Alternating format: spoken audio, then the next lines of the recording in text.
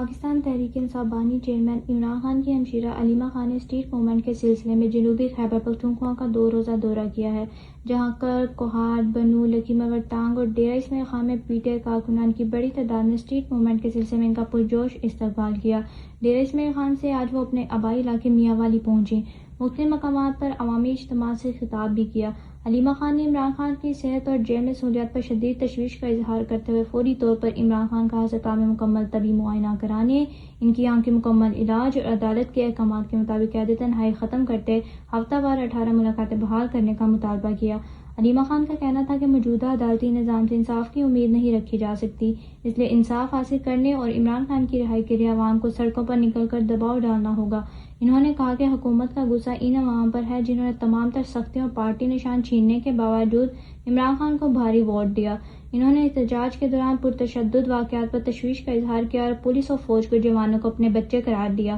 اختتام پر انہوں نے میڈیا، عدلیہ اور اپنے قائد کی آزادی کے لیے تحریک کا حصہ بننے کی اپیل کرتے ہوئے کہا کہ عوام کو اپنے حق اور انصاف کے لیے متحد ہو کر سڑکوں پر نکلنا ہوگا، خوف کے بت توڑنے ہوں گے، کیونکہ آخری اور سب سے بڑی عدالت اللہ تعالیٰ کی ہے اور جن کی موت کا اختیار بھی اللہ کے پاس ہے۔